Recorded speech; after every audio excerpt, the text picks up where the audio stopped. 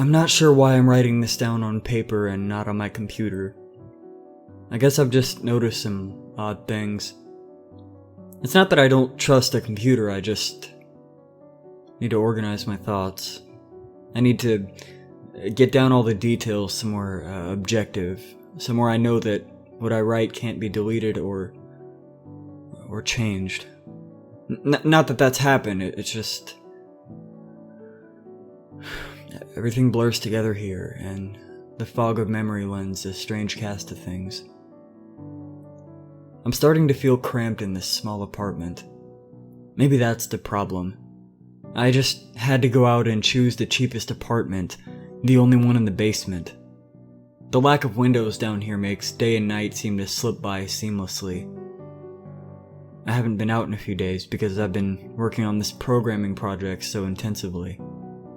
Suppose I just wanted to get it done.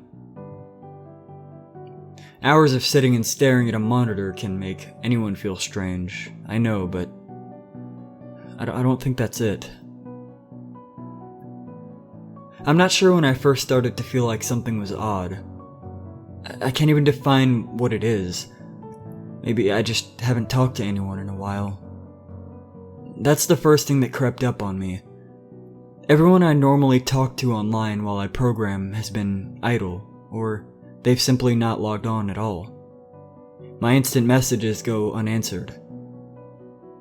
The last email I got from anybody was a friend saying he'd talk to me when he got back from the store, and that was yesterday. I'd call with my cell phone, but reception's terrible down here. Yeah, that's it. I just need to call someone.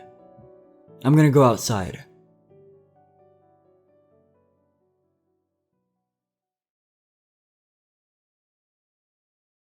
Well, that didn't work so well.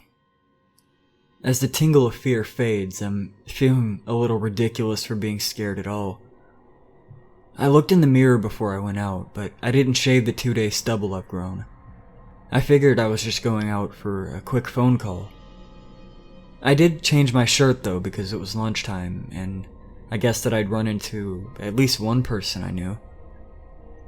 That didn't end up happening. I wish it did. When I went out, I opened the door to my small apartment slowly. A small feeling of apprehension had already somehow lodged itself in me for some indefinable reason. I chalked it up to not having spoken to anyone but myself for a day or two. I peered down the dingy gray hallway, made dingier by the fact that it was a basement hallway. On one end, a large metal door led to the building's furnace room. It was locked, of course. 2 dreary soda machines stood by it. I bought a soda from one the first day I moved in, but it had a 2-year-old expiration date. I'm fairly sure nobody knows these machines are even down here, or my cheap landlady just doesn't care to get them restocked. I closed my door softly and walked the other direction, taking care not to make a sound. I have no idea why I chose to do that, but it was kind of fun giving in to the strange impulse not to break the droning hum of the soda machines, at least for the moment. I got to the stairwell and took the stairs up to the building's front door. I looked through the heavy door's small square window and received quite the shock. It was definitely not lunchtime. City gloom hung over the dark street outside, and the traffic lights at the intersection in the distance blinked yellow. Dim clouds, purple and black from the glow of the city, hung overhead. Nothing moved, save for the few sidewalk trees that shifted in the wind. I remember shivering, though I wasn't cold. Maybe it was the wind outside. I could vaguely hear it through the heavy metal door, and I knew it was that kind of unique late-night wind, the kind that was constant, cold, and quiet, save for the rhythmic music it made as it passed through countless unseen tree leaves.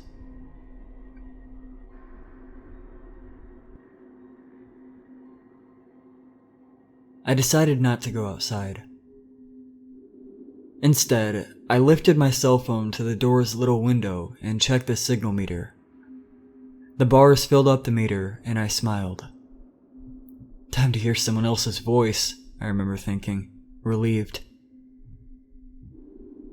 It was such a strange thing to be afraid of nothing. I shook my head, laughing at myself silently. I hit speed dial for my best friend Amy's number and held the phone up to my ear. It rang once, but then it stopped. Nothing happened. I listened to silence for a good 20 seconds, then hung up. I frowned and looked at the signal meter again. It was still full.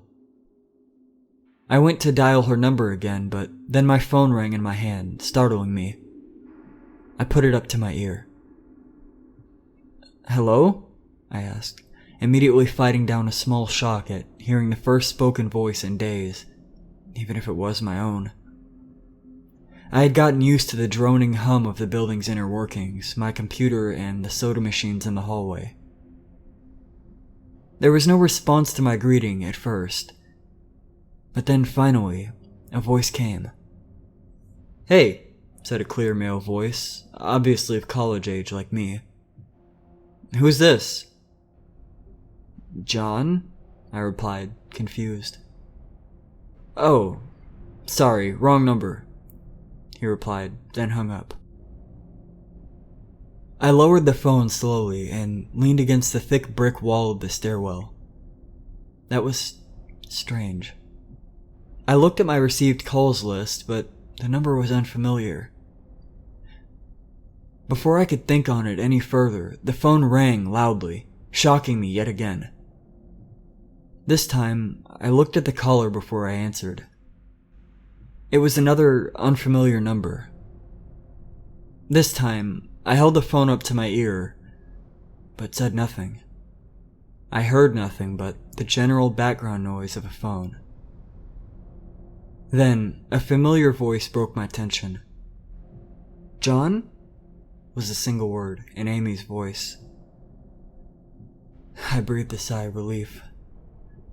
"Hey, it's you," I replied. "Who else would it be?" she responded. "Oh, the number. I'm at a party on 7th Street, and my phone died just as you called me. This is someone else's phone, obviously." "Oh, okay," I said. "Where are you?" she asked. My eyes glanced over the drab, whitewashed cylinder block walls and the heavy metal door with its small windows. "At my building," I sighed. "Just feeling cooped up. I didn't realize it was so late." "You should come here," she said, laughing. "Nah, I don't feel like looking for some strange place by myself in the middle of the night," I said, looking out the window at the silent, windy street that secretly scared me just a tiny bit. I think I'm just gonna keep working or go to bed." "Nonsense," she replied. "I can come get you. Your building is close to 7th Street, right?" "How drunk are you?" I asked lightheartedly. "You know where I live." "Oh, of course," she said abruptly. "I guess I can't get there by walking, huh?" "You could if you wanted to waste half an hour," I told her. "Right," she said. "Okay, have to go. Good luck with your work."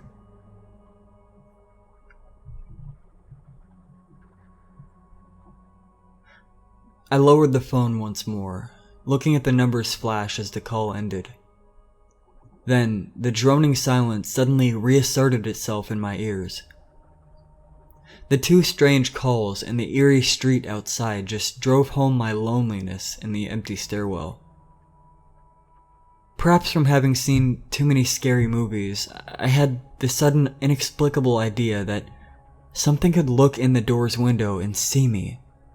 Some sort of horrible entity that hovered at the edge of aloneness, just waiting to creep up on unsuspecting people that strayed too far from other human beings. I knew that the fear was irrational, but nobody else was around, so I jumped down the stairs, ran down the hallway into my room, and closed the door as swiftly as I could while still staying silent. Like I said, I feel a little ridiculous for being scared of nothing, and the fear has already faded. Writing this down helps a lot. It makes me realize that nothing is wrong. It filters out half-formed thoughts and fears and leaves only cold, hard facts. It's late. I got a call from a wrong number, and Amy's phone died, so she called me back from another number. Nothing strange about that. Still, there was something a little off about that conversation. I mean, I know it could have just been the alcohol she'd had. Or was it even her that seemed off to me? Or was it... Yes, that was it. I didn't realize it until this moment, writing these things down. I knew writing things down would help. She said she was at a party, but I only heard silence in the background. Of course, that doesn't mean anything in particular, as she could have just gone outside to make the call. But wait, that couldn't be it either. I didn't hear any wind. I need to see if the wind is still blowing.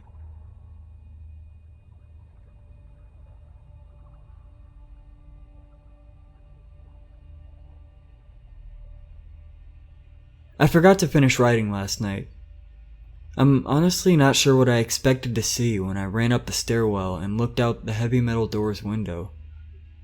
I'm feeling ridiculous. Last night's fear seems hazy and unreasonable to me now. I can't wait to go out into the sunlight. I'm gonna check my email, shave, shower, and finally get out of here. Wait, I think I heard something.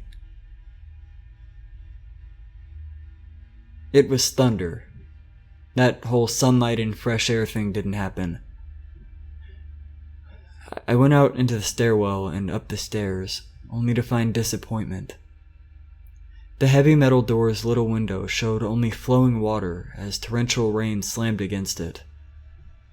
Only a very dim, gloomy light filtered in through the rain. But at least I knew it was daytime, even if it was a gray, sickly, wet day. I tried looking out the window and waiting for lightning to illuminate the gloom. But the rain was too heavy, and I couldn't make out anything more than just vague, weird shapes moving at odd angles in the waves washing down the window.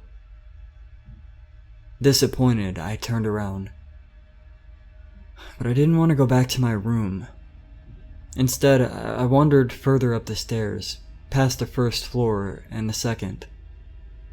The stairs ended at the third floor, the highest floor in the building. I looked through the glass that ran up the outer wall of the stairwell. But it was that warped, thick kind that scatters the light. Not that there was much to see through the rain to begin with. I opened the stairwell door and wandered down the hallway. The 10 or so thick wooden doors, painted blue a long time ago, were all closed. I listened as I walked, but it was the middle of the day, so I wasn't surprised that I heard nothing but the rain outside. As I stood there in the dim hallway, listening to the rain, I had the strange fleeting impression that the doors were standing like silent granite monoliths erected by some ancient, forgotten civilization for some unfathomable guardian purpose, or something. Lightning flashed, and I could have sworn that, for just a moment, the old grainy blue wood looked just like rough stone. I laughed at myself for letting my imagination get the best of me, but then it occurred to me that the dim gloom and lightning must mean that there was a window somewhere in the hallway. A vague memory surfaced, and I suddenly recalled that the third floor had an alcove and an inset window halfway down the floor's hallway. Excited to look out into the rain and possibly see another human being, I quickly walked over to the alcove, finding the large thin glass window. Rain washed down it, as with the front door's window, but I could open this one. I reached a hand out to slide it open, but hesitated. I had the strangest feeling that if I opened that window, I would see something absolutely horrifying on the other side. Everything's been so odd lately. So I came up with a plan, and I came back here to get what I needed. I don't seriously think anything will come of it, but I'm bored. It's raining and I'm going stir crazy. I came back to get my webcam.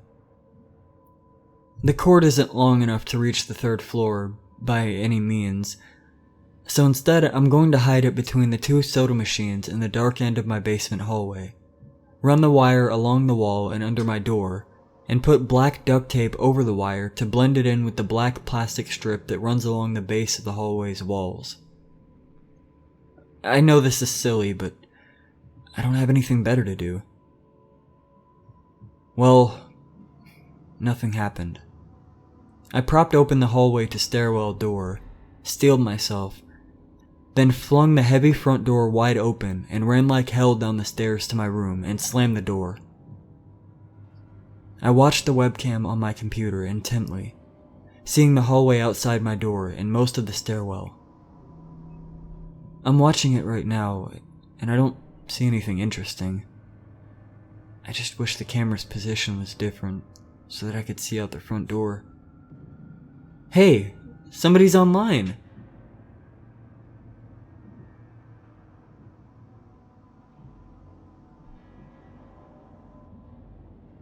I got out an older, less functional webcam that I had in my closet to video chat with my friend online.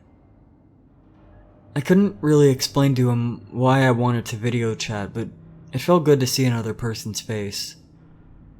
He couldn't talk very long, and we didn't talk about anything meaningful, but I feel a lot better. My strange fear is almost past. I would feel completely better, but there was something odd about our conversation. I know that I've said that everything has seemed odd, but he was very vague in his responses. I can't recall one specific thing that he said. No particular name or place or event. But he did ask for my email address to keep in touch. Wait, I just got an email. I'm about to go out. I just got an email from Amy that asked me to meet her for dinner at the place we usually go to. I do love pizza, and I've just been eating random food from my poorly stocked fridge for days, so I can't wait. Again, I feel ridiculous about the odd couple of days I've been having. I should destroy this journal when I get back. Oh, another email.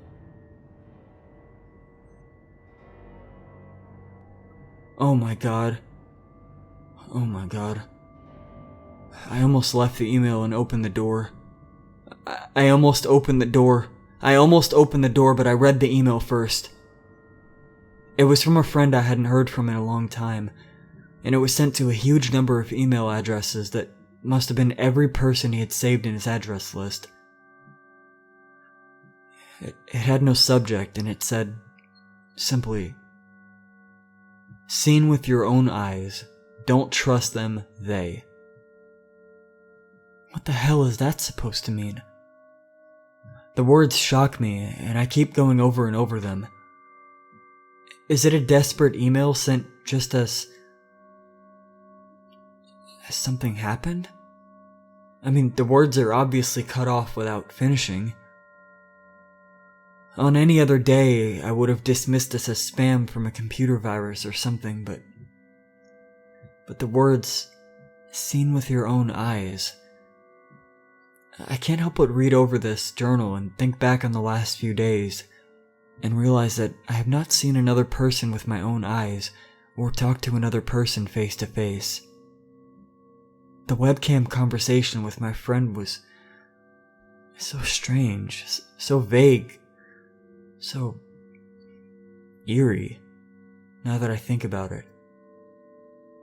Was it eerie? Or is the fear clouding my memory? My mind toys with the progression of events I've written here, pointing out that I have not been presented with one single fact that I did not specifically give out unsuspectingly. The random wrong number that got my name, and the subsequent strange return call from Amy, the friend that asked for my email address. I messaged him first when I saw him online. And then I got my first email a few minutes after that conversation. Oh my god. That phone call with Amy.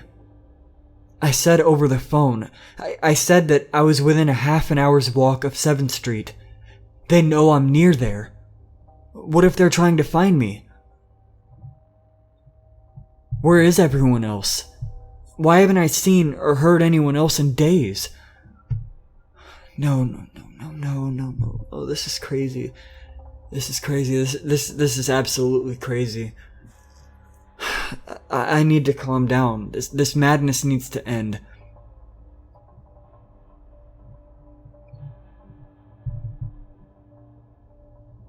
I don't know what to think. I ran about my apartment furiously, holding my cell phone up to every corner to see if it got signal through the heavy walls. Finally, in the tiny bathroom near one ceiling corner, I got a single bar. Holding my phone there, I sent a text message to every number in my list. Not wanting to betray anything about my unfounded fears, I simply sent, "You seen anyone face to face lately?"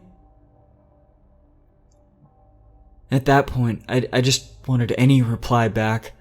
I didn't care what the reply was, or if I embarrassed myself. I tried to call someone a few times, but I couldn't get my head up high enough. And if I brought my cell phone down even an inch, it lost signal. Then I remembered the computer and rushed over to it, instant messaging everyone online. Most were idle or away from their computer. Nobody responded. My messages grew more frantic, and I started telling people where I was, and to stop by in person for a host of barely passable reasons. I didn't care about anything by that point. I just needed to see another person. I also tore apart my apartment looking for something that I might have missed, some way to contact another human being without opening the door.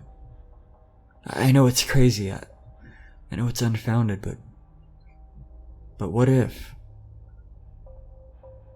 What if?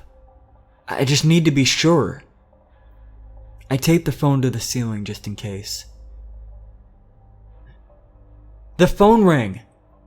Exhausted from last night's rampage, I must have fallen asleep. I woke up to the phone ringing and ran into the bathroom, stood on the toilet, and flipped open the phone taped to the ceiling. It was Amy, and I feel so much better. She was really worried about me, and apparently had been trying to contact me since the last time we talked. She's coming over now, and yes, she knows where I am without me telling her. I feel so embarrassed. I am definitely throwing this journal out before anyone sees it. I don't even know why I'm writing in it now. Maybe it's just because it's the only communication I've had at all since God knows when. I look like hell, too. I looked in the mirror just before I came back here. My eyes are sunken, my stubble is thicker, and I just generally look unhealthy. My apartment is trashed, but I'm not gonna clean it up. I think I need someone else to see what I've been through. These past few days have not been normal. I'm not one to imagine things. I know I've been the victim of extreme probability, and I probably missed seeing another person a dozen times or more. I just happened to go out when it was late at night or in the middle of the day when everyone was gone. Everything's perfectly fine. I know this now. Plus, I found something in the closet last night that has helped me tremendously. A television. I set it up just before I wrote this, and it's on in the background.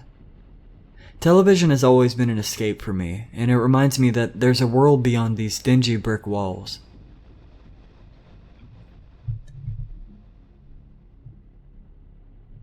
I'm glad Amy's the only one that responded to me after last night's frantic pestering of everyone I could contact. She's been my best friend for years. She doesn't know it, but I count on the day that I met her among one of the few moments of true happiness in my life. I remember that warm summer day fondly. It seems like a different reality from this dark, rainy, lonely place. I feel like I spent days sitting in that playground, much too old to play, just talking with her and hanging around doing nothing at all. I still feel like I can go back to that moment sometimes, and it reminds me that this damn place is not all that there is. Finally, a knock on the door. I thought it was odd that I couldn't see her through the camera I hid between the two soda machines. I figured it was just bad positioning, like when I couldn't see out the front door. I should have known. I should have known. After the knock, I yelled through the door jokingly that I had a camera between the soda machines because I was embarrassed myself that I had taken this paranoia this far. After I did that, I saw her image walk over to the camera and look down at it. She smiled and waved. "Hey," she said to the camera brightly, giving it a wry look. "It's weird, I know," I said into the mic attached to my computer. I've had a weird few days." "Must have," she replied. "Open the door, John." I hesitated. How could I be sure? "Hey, humor me a second here," I told her through the mic. "Tell me one thing about us. Just to prove to me that you're you." She gave the camera a weird look.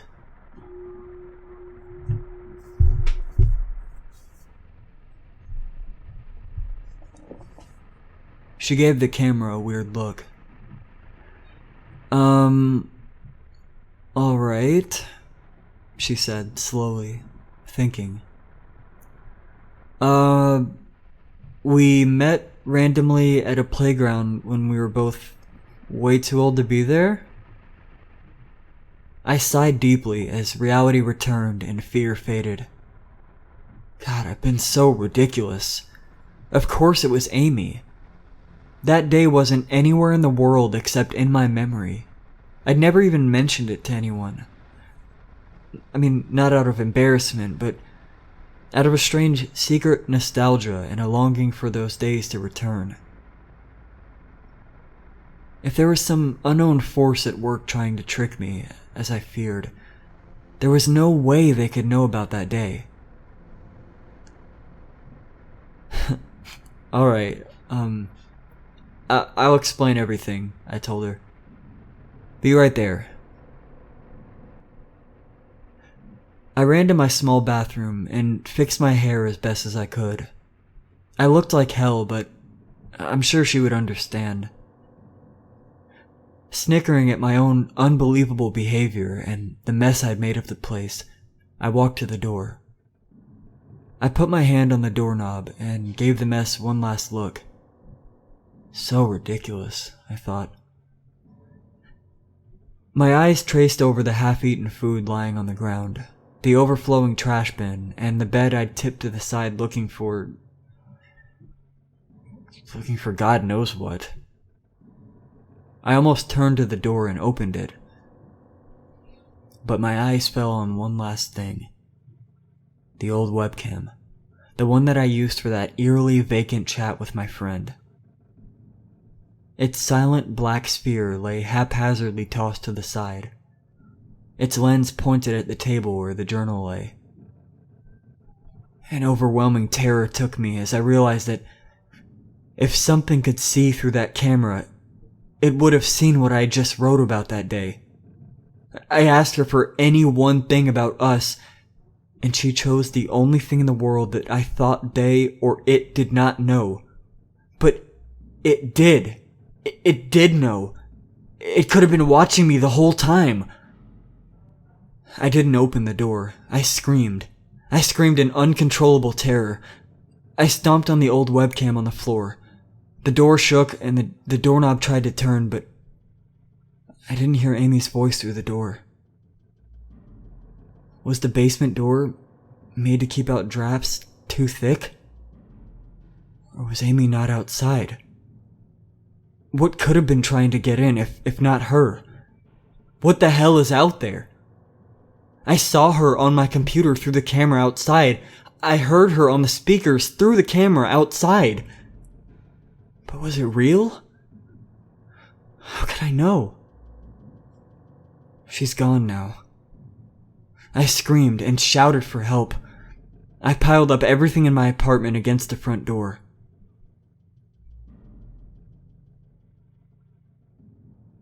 It's Friday, or at least I think that it's Friday. I've broken everything electronic. I smashed my computer to pieces. Every single thing on there that could have been accessed by network access, or worse, altered. I'm a programmer, I know. Every little piece of information I gave out since this started. My name, my email, my location. None of it came back from outside until I gave it out. I've been going over and over what I wrote. I've been pacing back and forth, alternating between stark terror and overpowering disbelief. Sometimes I'm absolutely certain some phantom entity is dead set on the simple goal of getting me to go outside. Back to the beginning, with the phone call from Amy. She was effectively asking me to open the door and go outside.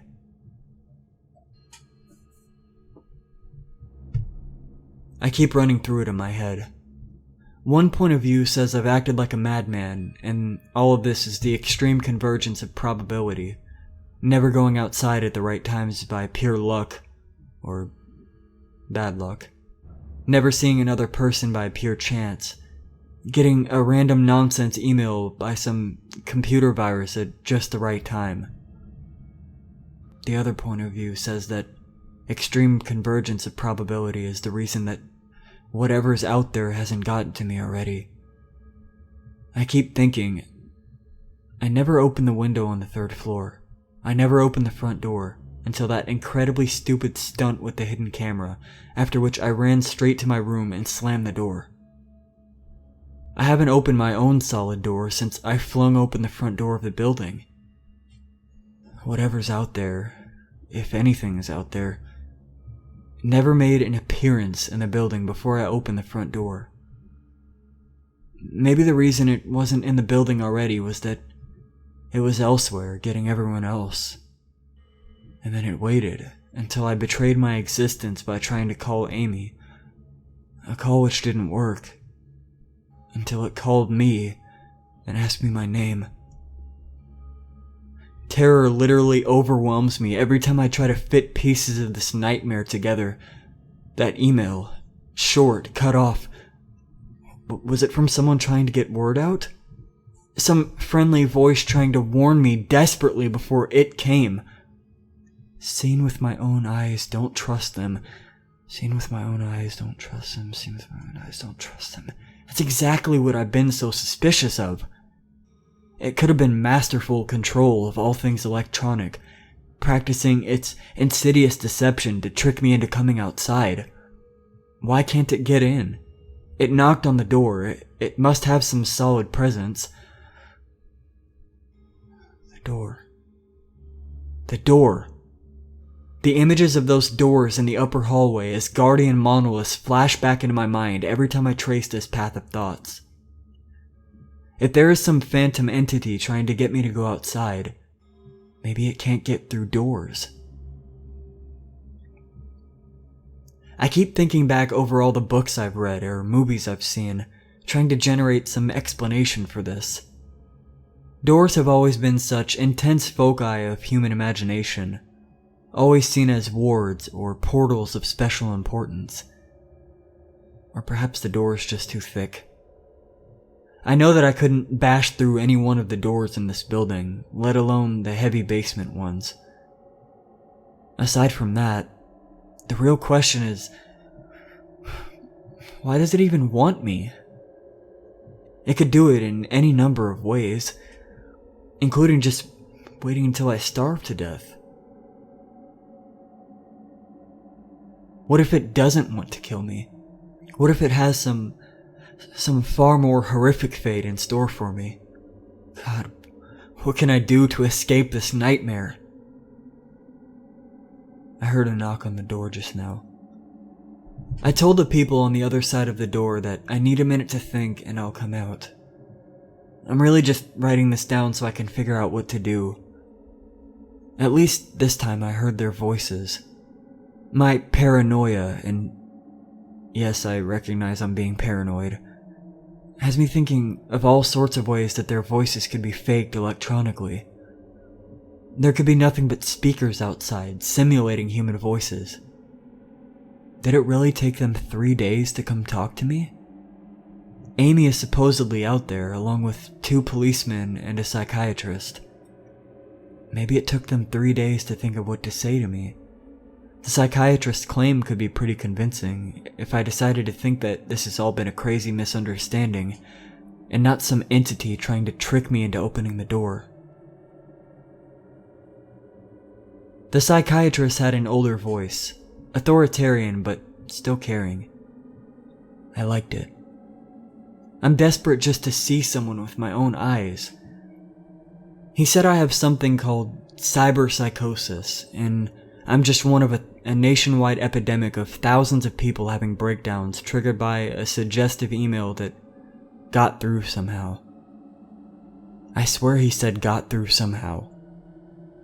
I think he means spread throughout the country inexplicably, but I'm incredibly suspicious that the entity slipped up and revealed something. He said I am part of a wave of emergent behavior, and that a lot of other people are having the same problem with the same fears, even though we've never communicated. That neatly explains the strange email about eyes that I got. I didn't get the original triggering email. I got a descendant of it.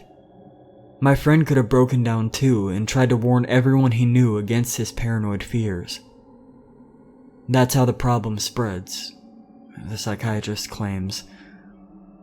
I could have spread it too, with my texts and instant messages online to everybody I know.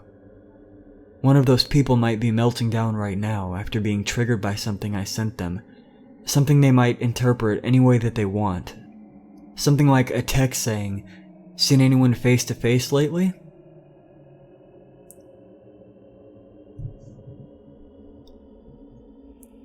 The psychiatrist told me that he didn't want to lose another one. That people like me are intelligent, and that's our downfall. We draw connections so well that we draw them even when they shouldn't be there. He said it's easy to get caught up in paranoia in our fast-paced world, a constantly changing place where more and more of our interaction is simulated. I have to give him one thing. It's a great explanation. It neatly explains everything. In fact, it perfectly explains everything. I have every reason to shake off this nightmarish fear that some thing or consciousness or being out there wants me to open the door so it can capture me for some horrible fate worse than death. It would be foolish, after hearing that explanation, to stay in here until I starve to death just to spite the entity that might have gotten everyone else. It would be foolish to think that, after hearing that explanation, I might be one of the last people left alive on an empty world, hiding in my secure basement room, spiting some unthinkable deceptive entity just by refusing to be captured. It's a perfect explanation for every single strange thing I've seen or heard. And I have every reason in the world to let all of my fears go and open the door. That's exactly why I'm not going to. How can I be sure? How can I know what's real and what's deception? All these damn things with their wires and their signals that originate from some unseen origin. They're not real. I can't be sure. Signals through a camera, faked video, deceptive phone calls, emails, even the television lying broken on the floor. How can I possibly know that it's real? It's just signals, waves, light. The door. It's bashing on the door. It's trying to get in. What insane mechanical contrivance could it be using to simulate the sound of men attacking the heavy wood so well? At least I'll finally see it with my own eyes. There's nothing left in here for it to deceive me with. I've ripped apart everything else. It can't deceive my eyes, can it? Seen with your own eyes, don't trust them. Wait, was that desperate message telling me to trust my eyes? Or warning me about my eyes too? Oh my god. What's the difference between a camera and my eyes? They both turn light into electrical signals. They're the same. I can't be deceived. I have to be sure. I have to be sure. Date unknown. I calmly asked for a paper and a pen, day in and day out, until it finally gave them to me. Not that it matters. What am I gonna do? Poke my eyes out? The bandages feel like part of me now. The pain is gone. I figure this will be one of my last chances to write legibly, as, without my sight to correct mistakes, my hands will slowly forget the motions involved. This is a sort of self-indulgence, this writing. It's a relic of another time, because I'm certain everyone left in the world is dead, or something far worse. I sit against the padded wall day in and day out. The entity brings me food and water. It masks itself as a kind nurse, as an unsympathetic doctor. I think it knows that my hearing is sharpened considerably now that I live in darkness. It fakes conversations in the hallways, on the off chance that I might overhear it.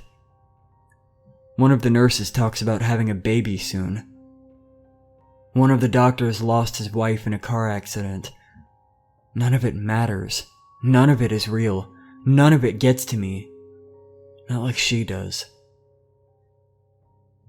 And that's the worst part. The part that I almost can't handle. The thing comes to me, masquerading as Amy. Its recreation is perfect. It sounds exactly like Amy, feels exactly like her. It even produces a reasonable facsimile of tears that it makes me feel on its lifelike cheeks. When it first dragged me here, it told me all of the things that I wanted to hear. It told me that she loved me, that she had always loved me, that it didn't understand why I did this, that we could still have a life together if only I would stop insisting that I was being deceived. It wanted me to believe... No, it needed me to believe that she was real. And I almost fell for it. I really did. I doubted myself for the longest time. In the end, though, it was just all too perfect. Too flawless, too real. The false Amy used to come every day, and then every week, and finally stopped coming altogether. But I don't think that the entity will give up. I think the waiting game is just another one of its gambits. I will resist it for the rest of my life if I have to. I don't know what happened to the rest of the world, but I do know that this thing needs me to fall for its deceptions. If it needs that, then maybe, just maybe, I am a thorn in its agenda. Maybe Amy is still alive out there somewhere, kept alive only by my will to resist the deceiver. I held on to that hope, rocking back and forth in my cell to pass the time. I will never give in. I will never break. I am a hero. The doctor read the paper the patient had scribbled on. It was barely readable, written in the shaky script of one who could not see. He wanted to smile at the man's steadfast resolve, a reminder of the human will to survive, but he knew that the patient was completely delusional. After all, a sane man would have fallen for the deception long ago. The doctor wanted to smile. He wanted to whisper words of encouragement to the delusional man. He wanted to scream, but the nerve filaments wrapped around his head and into his eyes made him do otherwise. His body walked into the cell like a puppet and told the patient once more that he was wrong and that there was nobody trying to deceive him.